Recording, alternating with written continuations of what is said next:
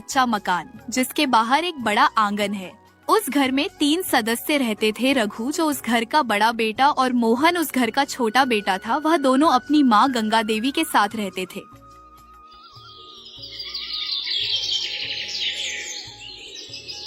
एक दिन रघु अपनी जिंदगी को लेकर बड़बड़ा रहा था। अरे यह भी कोई जिंदगी है। सारा दिन मेहनत मजदूरी में निकल जाता है और आखिर में मिलता क्या है, मुट्ठी भर अनाज। अगर ये सारी जमीन मेरी होती तो मैं राजा की तरह जीता। उसी समय छोटा भाई मोहन जो सरल और ईमानदार है, लकड़ियों का गट्ठा लेकर आता है। भैया देखो, लकड़ियां ले आया हूँ। आज चूल्हा जल्दी जलेगा और रोटी जल्दी बन जाएगी, क्योंकि लकड़ियां बहुत अच्छी और सूखी है कि लकड़ियां आग पकड़ने में समय नहीं लगाएंगी, तुरंत आग पकड़ लेंगी। अरे तुझे लकड़ियों के अलावा और कुछ सूझता है क्या? जरा सोच, अगर हमारे पास और जमीन होती तो हम इन लकड़ियों के लिए यूं जंगल जंगल न भटकते और अमीरों की तरह जिंदगी जीते और आराम से बैठकर खाते। भैया भगवान का दिया बहुत है, मेहनत करो तो पेट भर ही जाता है। लोभ मत करो और भगवान ने दिया है उसी में खुश रहो। लोभ? अरे मूर्ख, दुनिया में लोभ ही तो तरक्की का रास्ता है। देखना, जो बड़ा आदमी है वह लोभी ही है और हम लोग तो बिल्कुल गरीब हैं, तो लोभी भी नहीं है। इसीलिए कहते हैं कि लोभ करना अच्छी बात है, क्योंकि लोभ करने से आदमी अमीर बनता है। मोहन चुपचाप सिर झुकाकर लकड़ियां किनारे रख देता है। तभी माँ गंगा देवी वहाँ आती हैं। क्या बात है रघु, क्यों मोहन पर नाराज हो रहे हो? आखिर तुम दोनों में ऐसी क्या बात चल रही थी जो होते ही तुम दोनों नाराज हो गए? अम्मा, मैं तो बस ये कह रहा था कि हमारी जमीन कम है, अगर और जमीन होती तो अच्छा होता। लेकिन यह मोहन मेरी इस सोच को लोभ में बदल रहा है। लेकिन जो अमीर लोग हैं वह भी तो लोभ कर रहे हैं। बेटा, जमीन से पेट भरता है पर लोभ से आत्मा नहीं। संतोष ही सबसे बड़ी दौलत है और लालच और लोभ दोनों बुरी चीज है। इनके चलते आदमी गलत रास्ते पर जाता है और अपना सब कुछ गवा देता है। रघु के मन में लालच और धन की चाहत का बीज पनपता जा रहा है। गांव के बुजुर्ग और अन्य लोग चौपाल में बैठे हैं। वहाँ हलचल और चर्चा हो रही है। रघु भी वहाँ पहुँचता है। अरे सुना है कि बंसी काका ने अपनी आधी जमीन बेच दी है। शहर से कोई बड़ा आदमी खरीदने आया था और उन्होंने बंसी काका को अच्छी कीमत भी दी है और उससे बंसी काका को बहुत लाभ हुआ है। क्यों बेच दी? इतनी अच्छी उपजाऊ जमीन क्यों बेच दी? आखिर बंसी काका ने ऐसा क्यों किया? उन्हें ऐसी क्या जरूरत पड़ गई थी पैसों की जो जमीन ही बेच दी? अरे रघु, पैसा सबको प्यारा है। सुना है कि उसने बड़ी रकम पाई है। अब बंसी काका के घर में आराम ही आराम है और अब वह अपना जीवन अच्छे से बिल्कुल अमीरों की तरह बिता रहे होंगे और अब उनका जीवन ऐसे ही बीतेगा। रघु के मन में धन पाने की लालसा और अधिक बढ़ जाती है।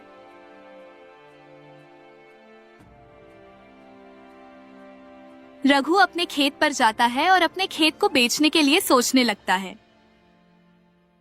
अगर मैं भी अपनी जमीन बेच दूं और शहर में कुछ बड़ा कारोबार शुरू कर दूं, तो कुछ दिन के बाद मेरा कारोबार अच्छा चल जाएगा, तो मैं अमीरों की तरह आराम से जिंदगी जीऊंगा। अचानक मोहन वहाँ आता है और रघु को कुछ सोचता देखकर रघु से कहता है, भैया क्या सोच रहे हो? आपको देखकर ऐसा लग रहा है कि आप बहुत गहरी सोच में हो और कोई बड़ी सोच सोच रहे हो। आखिर आप ऐसा क्या सोच रहे हो? कुछ नहीं, तू अपने काम से काम रख, मेरे चक्कर में मत पड़। मैं जो भी सोच रहा हूँ सब अच्छा ही सोच रहा हूँ। रघु की आंखों में स्वार्थ की चमक और मन में नए सपनों का अंकुरण हो रहा है।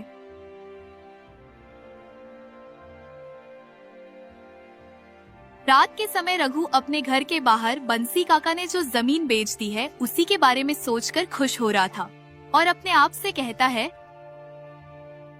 बंसी काका ने अपनी जमीन बेचकर ठीक ही किया।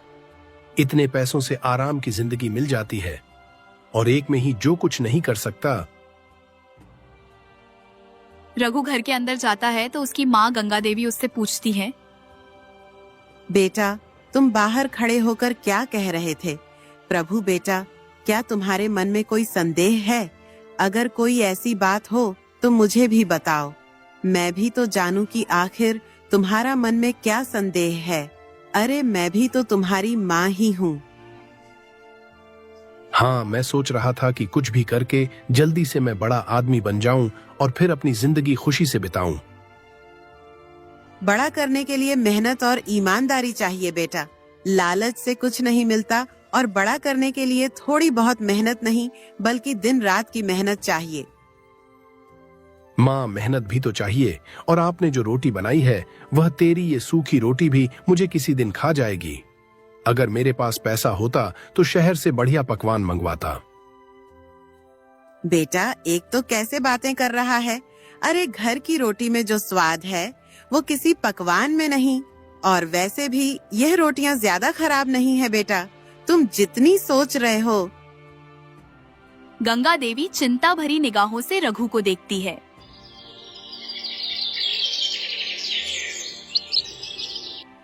अगले दिन सुबह होते ही एक व्यापारी गांव में आता है तो रघु उससे पूछता है कि आखिर तुम कौन हो? भाई, तुम कौन हो और मेरे इस गांव में सुबह सुबह क्या करने के लिए आए हो? और तुम्हें देखकर ऐसा लग रहा है कि तुम बहुत ही अमीर आदमी है। मैं कन्हैया लाल हूं, शहर का बड़ा व्यापारी। यहां जमीन खरीदने आया हूं। सुना है लोग यहां सस्ती जमीन बेचते हैं। और क्या तुम्हारी नजर में कोई ऐसा इंसान है जो अपनी जमीन बेचना चाह रहा है? अगर ऐसा कोई हो तो बता दो, मैं उसकी जमीन खरीद लूंगा। रघु के मन में लालच का तूफान उठता है।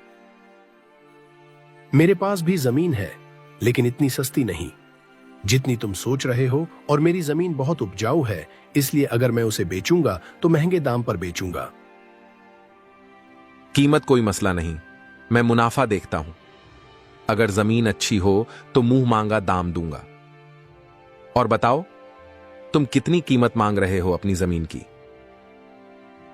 देखो, मैं अभी अपनी जमीन ऐसे नहीं बेच सकता। मैं आपको जल्द ही बताऊंगा। पहले मैं फैसला करता हूं कि अपनी जमीन कितने दाम पर बेचूंगा।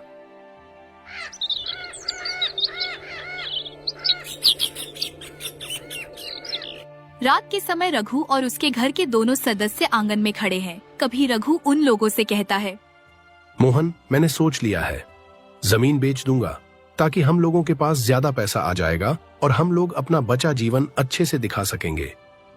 क्या कह रहे हो भैया? जमीन हमारी पुश्तैनी है, उसे बेचना ठीक नहीं। उसको बेचकर जो भी पैसे मिलेंगे उनसे हम लोग ज्यादा दिन गुजारा नहीं कर सकते हैं। तो भैया जमीन मत बेचो। तू क्या जाने शहर में पैसा क्या होता है? मैं कोई छोटा आदमी नहीं बनकर रहूंगा, और मेरे अमीर होने का बस यह एक ही जरिया है। इसके अलावा कोई ऐसा तरीका भी नहीं है जिससे मैं अमीर बन जाऊं और आराम से जीवन बिता सकूं। भैया, पैसे से सुख नहीं मिलता। हमारी जमीन हमारे जीवन का आधार है। किसी से हमारा घर चल रहा है और हम लोग इतने दिनों से इसी के बदौलत अच्छी जिंदगी जी रहे हैं। अरे हम लोग अमीर नहीं हैं तो क्या हुआ? आखिर हम लोगों को खाना तो मिल ही रहा है। मूर्ख, तुझे क्या पता तरक्की का मतलब? मैं जमीन बेचूंगा और शहर में दुकान खोलूंगा, और फिर कुछ भी दिनों में मैं अमीर आदमी बन जाऊंगा। फिर मेरे जितना आमिर इस पूरी दुनिया में कोई नहीं होगा। बेटा, ये लालच तुम्हें बर्बाद कर देगा, क्योंकि लालच ज्यादा दिन तक नहीं टिकता है और उसी तरह घमंड भी ज्यादा दिन तक नहीं टिकता है। अम्मा, तुम भी पुराने विचारों में अटकी हो। देखना, मैं बड़ा आदमी बनकर दिखाऊंगा। बस एक बार इस जमीन को बेचकर मैं शहर में जैसे कैसे करके दुकान खोल पाऊं, बस। गंगा देवी की आंखों में आंसू आ जाते हैं, लेकिन रघु का दिल पत्थर जैसा हो चुका है।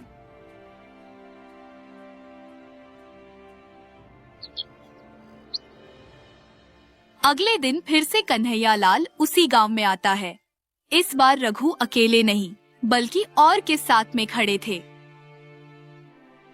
तो रघु भैया, सोच लिया ना, जमीन बेचनी है या नहीं? अगर तुम्हें सच में अपनी जमीन बेचनी है तो बताओ, मैं तुमसे बात करूं। नहीं तो मैं कहीं और जाकर किसी दूसरे की जमीन खरीद लूंगा। हाँ साहब, मैंने तय कर लिया है।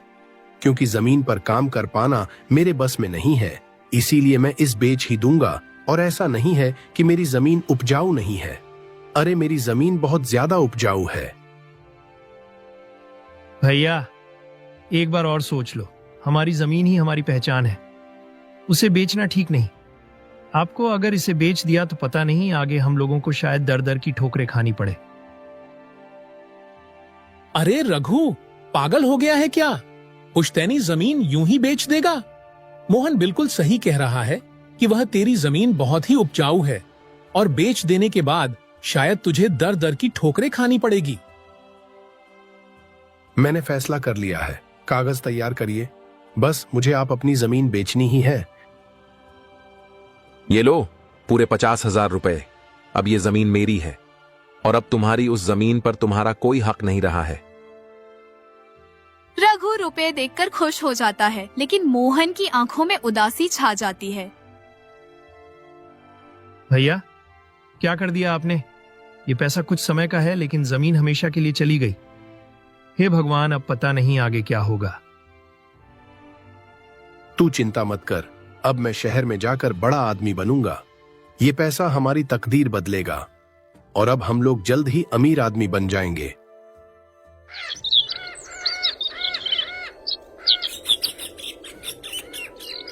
के समय रघु शहर जाने वाला था, तभी उसकी माँ गंगा देवी आंखों में आंसू लादकर रघु से कहती है, बेटा, जाने से पहले एक बार सोच ले, शहर की चकाचौंध के पीछे अंधेरा भी है। बेटा, इससे पहले तू कभी काम करने के लिए शहर नहीं गया है। वैसे तो तू शायद टहलने के लिए गया था। अम्मा, तुम चिंता मत करो, मैं जल्दी ही पैसे भेजूंगा। हमारी हालत बदल जाएगी और मैं शहर में टहलने के लिए गया था, लेकिन बस यही सब काम देखने भी गया था। भैया, गांव छोड़कर जा रहे हो, लेकिन अपनी जड़ों को मत भूलना। अब आप शहर जा रहे हो तो हम दोनों लोग आपके बिना तो रहेंगे, लेकिन आपके बिना हम लोगों का अच्छा मन नहीं लगेगा। तू भी ना ज्यादा सोचता है। देखना, मैं जब लौटूंगा तो बड़ा आदमी बनकर, और मैं सबको याद रखूंगा, किसी को नहीं भूलूंगा।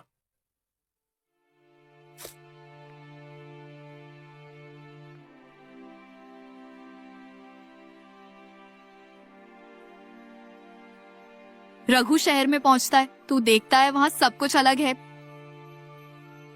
यहाँ तो सब कुछ अलग है, लेकिन मैं हार मानने वाला नहीं।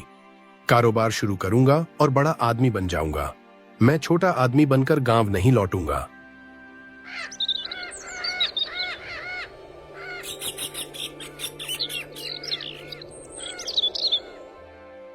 रघु ने शहर में एक छोटी सी किराने की दुकान खोल ली है। दुकान पर कुछ ही सामान है। रघु ग्राहकों की प्रतीक्षा में बैठा है। बाहर सड़क पर शोरगुल है। शुरुआत छोटी है, लेकिन धीरे धीरे बड़ी दुकान बनेगी। पैसा ही पैसा होगा। बस अब यह मेरा कारोबार अच्छा चल जाए। भैया, 1 किलो आटा देना। और आटे का दाम 20 रुपए ही है ना? हाँ भाई, आटे का दाम 20 रुपए ही है। जी भाई साहब, लीजिए।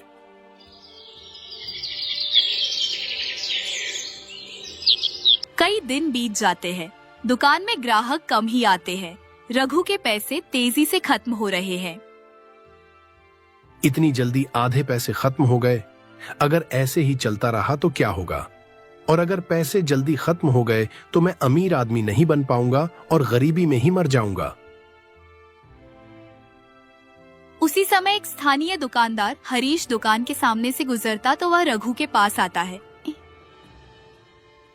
अरे भाई, नए हो क्या यहाँ? और शहर में मैंने तुम्हें पहले कभी नहीं देखा। हाँ भैया, गांव से आया हूँ। कारोबार जमाने की कोशिश कर रहा हूँ, लेकिन अभी मेरे पास ग्राहक ही नहीं आ रहे हैं। कई दिन हो गए, तब एक ग्राहक आया था। तब से मैं ऐसे ही खड़ा हूँ। यहाँ जमने में बरसों लगते हैं। बड़ा धंधा करने के लिए बड़ी पूंजी चाहिए और बहुत मेहनत चाहिए।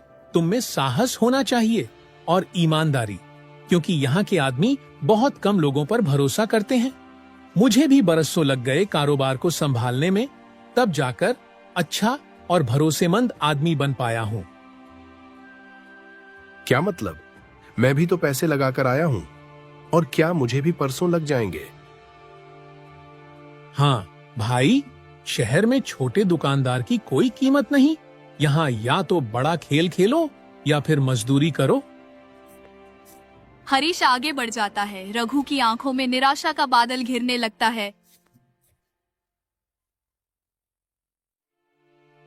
रात के समय रघु अकेले एक झोपड़ी में बैठा है और खुद से कहता है, अम्मा ठीक कहती थी, संतोष सबसे बड़ी दौलत है। मोहन भी सच कहता था। जमीन हमारी पहचान थी, लेकिन मैंने किसी की बात नहीं मानी और अपनी जमीन बेच दी। और अब यहाँ मेरा कारोबार भी अच्छा नहीं चल रहा है। वह पुरानी यादों में खो जाता है।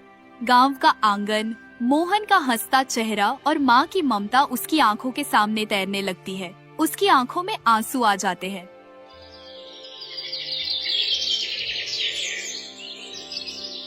कुछ महीने बीत जाते हैं।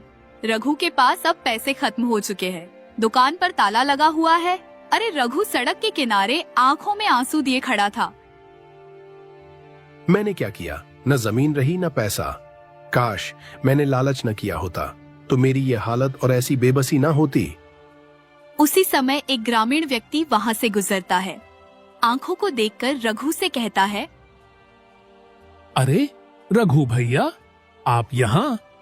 आखिर आप यहाँ कैसे खड़े हो और गांव जा रहे हो क्या? तू रमेश है ना? मैं यहाँ कई महीनों पहले आया था। कैसे आपके छोटे शब्दों में बताएं? हाँ भैया, गांव में सब परेशान हैं। अम्मा बीमार हैं और मोहन अकेले सब संभाल रहा है। और मोहन को बहुत परेशानी हो रही है भाई। अम्मा बीमार हैं, मैं क्या कर बैठा? और उनके ऐसे बुरे समय में मैं उनके साथ नहीं हूं। अरे मैं कैसा बेटा हूं? मैंने बहुत गलत किया है। मुझे बहुत पछतावा हो रहा है।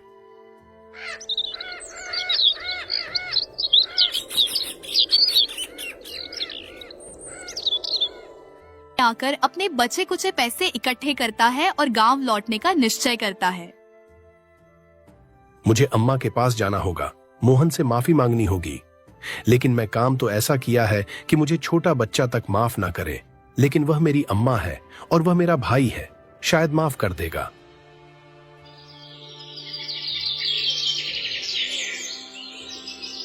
वह टूटे दिल और खाली जेब के साथ गांव की ओर रवाना होता है।